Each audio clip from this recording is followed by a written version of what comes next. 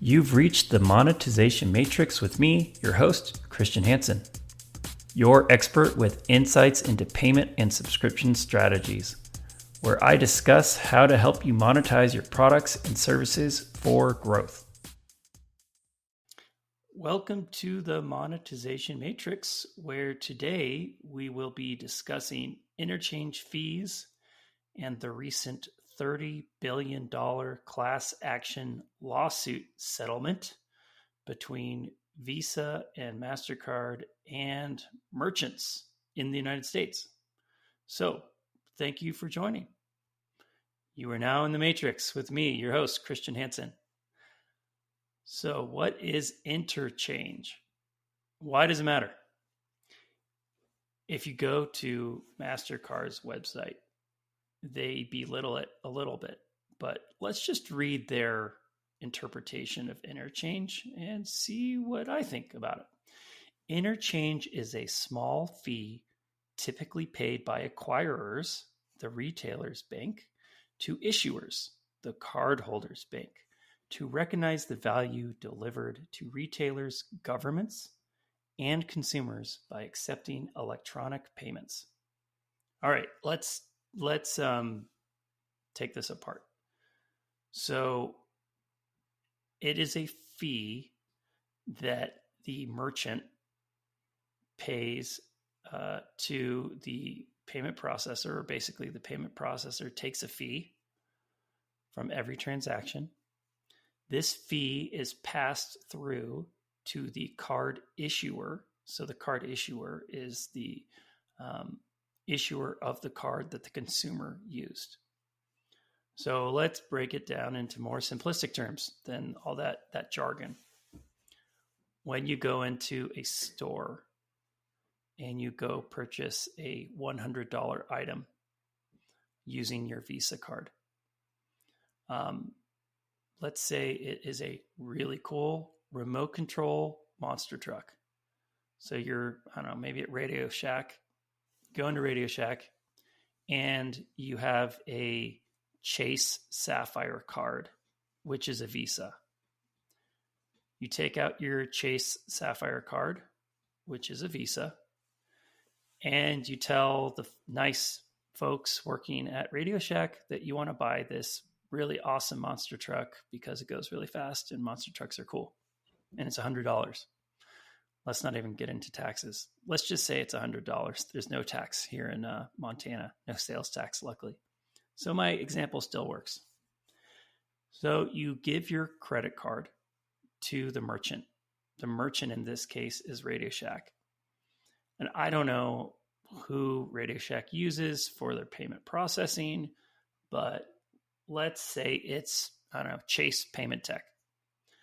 So your credit card, which is coming from your issuer, which is Chase, is then swiped by the cashier at Radio Shack. And the interchange, let's say it's let's actually look on Chase's, Chase Payment Tech. I'm using Chase and Chase, maybe not the best example. But anyway, in-person payments are 2.6% plus 10 cents. So on a $100 transaction, the interchange is 2.6%. So $2.60 plus if you're using Chase, they're going to give you a nice 10-cent charge on top of that per each transaction attempt. So 2.6% of $100 is $2.60 plus the 10. So it's effectively 2.7% of the $100 that Radio Shack collected is going to be sent $2.60 will be sent to the card issuer. 10 cents will be kept by the payment processor. Plus, the payment processor is going to be making some other money in here. But anyway, that means that the merchant, depending on how much it costs for them to purchase this really cool monster truck, at maximum, they're going to be walking away with $97.30 30 cents. So they've already lost 2.7% of the cost. If you're looking at e-commerce transactions, it gets even higher, 2.9%. And plus, if you're on Chase's website, plus 25 cents per transaction. And that's because the concept here would be that the acquirer and the card issuer, because as we read on the MasterCard MasterCard statement around interchange is that it's the small fee, doesn't really hurt anyone. It's to help the government, it's to help the people. Interchange is to help the people. Well, it's more expensive on card not present, which is why e-commerce transactions are a little bit riskier because the merchant doesn't necessarily know who's purchasing because you're just doing it online, you're not present. And therefore the fees reflect that because of additional fraud. When we start to look at the bigger picture and why this settlement is important, that we'll talk more about, $30 billion is not some small fee. $30 billion is quite a lot of money. To me, at least. It's a lot of money to me. Kristian Hansen, 30 billion is a lot. And how do we get to such a large number? Well, the class action lawsuit. And if you really want to know, you can go to govinfo.gov and you can look it up. It's kind of funny to read the lawsuit because I am not a lawyer and I don't understand legalese. But there was a lawsuit that was brought up, and the lawsuit was from merchants. And in this case, in regards payment card interchange fee and merchant discount antitrust litigation.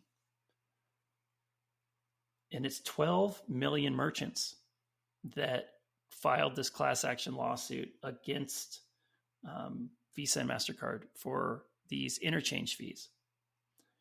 And I'll read a small snippet because I like reading judgments from United States District Judges. So thank you, Margo K. Brodie, for this, for the following words. Written very well, I might add.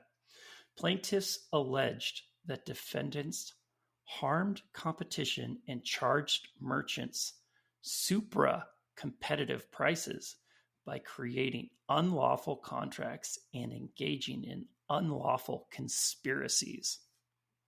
I love the word conspiracies and supra-competitive prices. Those are pretty cool. I don't get to hear those very often when I'm talking about payments. So cool to hear that from Judge Brodie. Thank you. But this has been a long simmering debate. Merchants aren't just getting pissed off now. They've been pissed off for a long time, and that's because these fees have crept up and up and up and up. When you go to some restaurants, some stores, they might have a sign that says Amex cards not accepted here. Why is that? It's because the interchange on Amex cards is really high. How high? Well, if I go look at the pricing sheet at my friends over at Adyen, adyen.com/pricing, you can see that the Adyen fees, well, I'm going to leave France. I'm in France right now. For the United States, well, they don't tell you on this website. But anyway, it's in the vicinity of 3.5% to 4%. I like to mark it up a little bit higher when just being broad here on what the transaction fee interchange structure is. But if you look at that, it's 1.5 times more expensive to take a payment from Amex than Visa or MasterCard. So you got to ask yourself, well, why is Amex so expensive? Well, it's because Amex offers all these benefits. And who's paying for all these benefits? Well, the merchant is in many ways paying for the benefits. So if a merchant is selling you a $100 worth of pizza and garlic knots, garlic rolls, marinara sauce, maybe some Chianti, some fine wine, I don't know, and your bill comes out to $100 and you use an Amex, then the pizza parlor, instead of like our earlier example using Visa or MasterCard, the pizza parlor is already going to be losing 2.7%. Now they're going to be losing 3.5% to 4% because you're using Amex. And if you look at $100 transaction, yeah, they're losing an extra $1, $1.50. But then if you multiply that across hundreds of thousands of dollars of transactions, and you're adding an additional 100 basis points, 150 basis points to the cost of that transaction, then businesses are going to be hurting more. So why do people like the Amex card? Well, people like Amex cards because they get all these benefits. You have Centurion Lounge. They're very, very liberal with refunds, chargebacks. You get your bonus points for, I don't know, free massages, airlines, whatever it is that they support in the Amex ecosystem. You get your hotel rooms. So the fee that you're paying, the membership fee, the $500 or whatever it is to be a gold member, doesn't really cover the cost of all the benefits. The interchange does. When you look at Visa and MasterCard, they have very extensive rewards programs, which is why people like to join Sapphire Rewards and other rewards programs, because you get these benefits. How do the banks, how do they pay for these benefits? Well, Chase, when you get your Chase card and they offer it to you, they're paying for it with these interchange fees. And, well, you've got to kind of start thinking and peeling back the onion a little bit about these interchange fees and start to question, is this must be a global problem? But it's not. It's not a global program.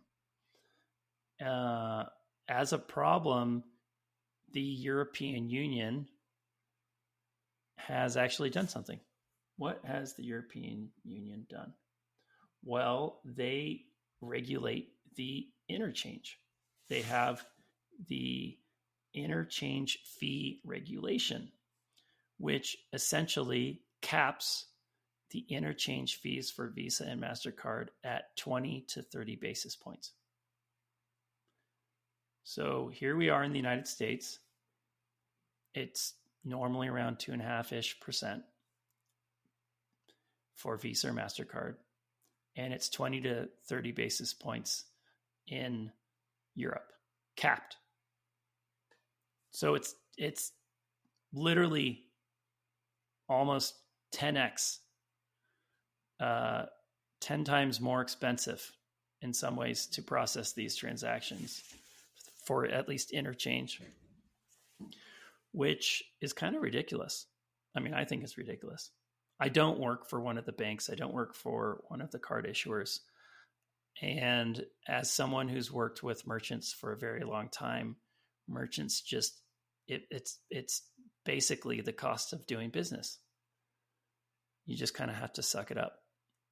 So what does this how did we get to $30 billion in settlement? Well, it's not really like a $30 billion settlement. No one is getting $30 billion. Visa and MasterCard are not writing a check for $30 billion. I believe that they're writing checks to pay for the litigation, which is like, I don't know, I think I saw somewhere $170 million. But the $30 billion is essentially because the agreement that has been struck is that interchange will be capped for the next couple of years. Interchange will be rolled back for the next 3 years. There'll be a 5-year freeze on interchange fees. give or take. I might be a little bit off in this because I'm trying to grab all this information across a couple different places. And let's see what else. Essentially, because the Visa and MasterCard are lowering their interchange fees, that means that your acquirer will now be passing along a lower interchange fee arrangement to you as a merchant. So with that $100 Radio Shack, instead of being 2.6% plus 10 cents, it could be 2.2% or 2.5. It's going to go down. Plus, you'll probably still have that 10 cents. But you as a merchant will be paying less, which means that in an ideal world, the customers are paying less because there's not as much markup happening in the payments space. We'll see what happens there. There is a Nielsen report which states that in 2023, United States merchants paid $72 billion in interchange fees. So 30 billion stretched over 5 years, that's 6 billion a year less that Visa and MasterCard will be able to claim as profit. So they're still going to be making a lot of money. There's still billions and billions of transactions going through Visa and MasterCard, and they're still going to be charging their 2+ percentage points. Not percentage points, but they're 2+%. And I don't know yet how this will affect some other acquirers. So how will Square, how will Adyen, how will Chase, Chase is kind of on both sides here. How will they react to this? How will Square react to this? I think what will really happen is just bills will go down a little bit for a little while, but nothing really too crazy is happening here. We have a lawsuit. Some people don't think that it went far enough. There is a Credit Card Competition Act that Senator Richard Durbin put together. You can read it over on Durbin, durbin.senate.gov. So there are folks out there fighting for consumer rights. There is legislation that is being proposed to try to make some of these changes more permanent. A couple of years it does not, in my opinion, change things too dramatically. It's not as though interchange is disappearing. It's not going away. It's not being reduced by 50%. It's just going to be going down a little bit. And so there you go. The be-all, end-all of this is that the Visa and MasterCard networks cannot charge as much for the next couple of years. They will still be charging some amount, a majority. I'm thinking it's probably like 85-95% of what they were charging before. They're going to leave a little bit on the table because they have to now as part of the settlement. They will still be making billions and billions of dollars, processing trillions of dollars a year in the United States at any place that takes Visa or MasterCard, which are the two primary networks in the United States. And consumers probably won't know the difference. Now, there is supposedly some little nuanced changes here. One is that merchants are supposed to be able to have some sort of choice moving forward with the rails that they choose to process their payments. In my mind, I don't know how this is going to really work. That presupposes that your acquirer is set up to do this and that you have some sort of sophistication to find the lowest cost route for your transaction. you'll have to weigh that against your optimizing for highest authorization settlement rate as well. So cheapest might not be the best. And if you're a merchant, you want the money. So what does an extra couple percentage points, bips, at the end of the day really do to things? Probably not too much. You probably would rather have the money. You want to get it fast. You want to make sure that you can close the sale. The other thing that some folks are speculating about, which I don't know where it's going to go, is that some of these reward programs won't have as much money to pay for the rewards because the interchange fees will be less. So, AKA the issuers of these cards won't be collecting as much money. The issuers will now decide to, I don't know, scrap or lower the benefits. So less free rooms at Marriott or Hyatt, less Delta Sky Miles, less, I don't know. I haven't really heard anything yet. This just broke, I think, yesterday on Tuesday, March 26, 2024. So if you're listening to this way in the future, hello from the past, and thank you for listening. So yeah, there you go. I don't know, pessimistic, realistic. I'm not optimistic about this settlement. I'm not going to see any more money. I don't think that many merchants will notice the difference, to be honest. That's just my Kristian Hansen feedback. What do you guys think? What do you, the listeners, think this new lawsuit will do in terms of long-term change? Am I just being a curmudgeon? My wife says I'm a curmudgeon. It's probably true. Are there some things I don't understand about this that I should understand?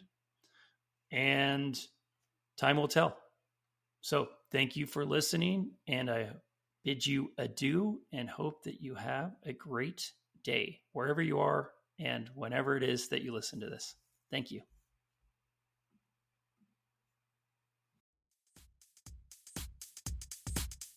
Remember to hit that subscribe button and tell all your nerdy friends.